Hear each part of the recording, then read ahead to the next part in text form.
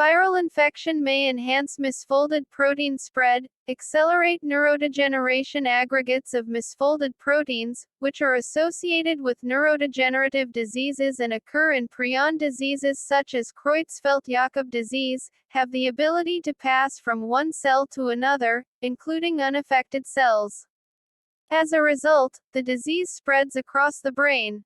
Alzheimer's and Parkinson's diseases also exhibit assemblies of misfolded proteins.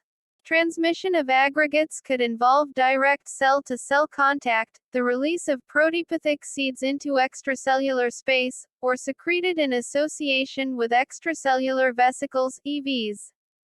The extent to which each of these pathways contribute to the prion-like spreading of protein misfolding is unclear. The precise mechanisms of transmission are unknown, said Ina Vorberg, Ph.D., a research group leader at the DZNE's Bonn site and professor at the University of Bonn. However, it is an obvious guess that aggregate exchange by both direct cell contact and via vesicles depends on ligand-receptor interactions. This is because in both scenarios, membranes need to make contact and fuse. This is facilitated when ligands are present that bind to receptors on the cell surface and then cause the two membranes to fuse. Now, Vorberg's team has shown that vesicular stomatitis virus glycoprotein and SARS-CoV-2 spike S increase aggregate induction by cell contact or ligand-decorated EV. Their data, they say, raise the possibility that viral infections contribute to proteopathic seed spreading by facilitating intercellular cargo transfer. This work is published in Nature Communications in the paper, Highly Efficient Intercellular Spreading of Protein Misfolding Mediated by Viral Ligand-Receptor Interactions.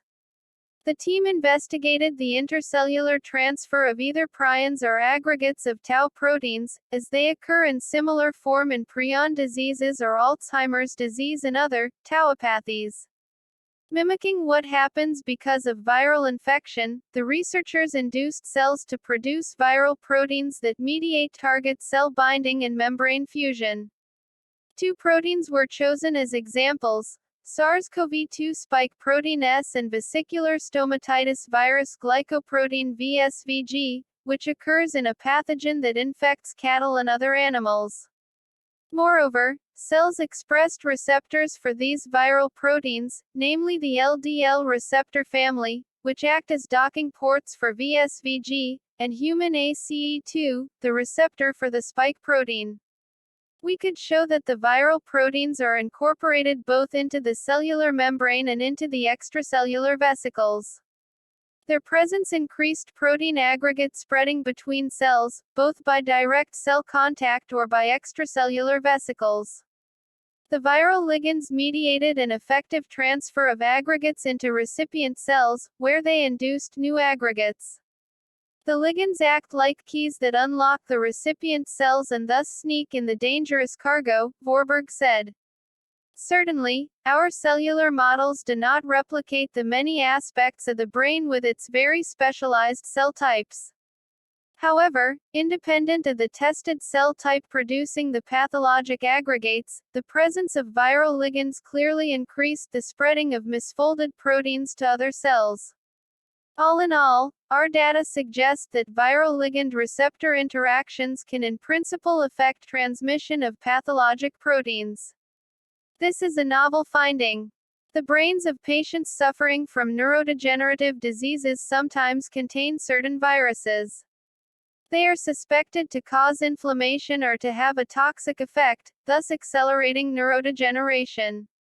However, viral proteins could also act differently. They could increase intercellular spreading of protein aggregates already ongoing in neurodegenerative diseases like Alzheimer's, Vorberg said. Of course, this needs further studies with neurotropic viruses. Clearly, the impact of viral infections on neurodegenerative diseases deserves in-depth investigation.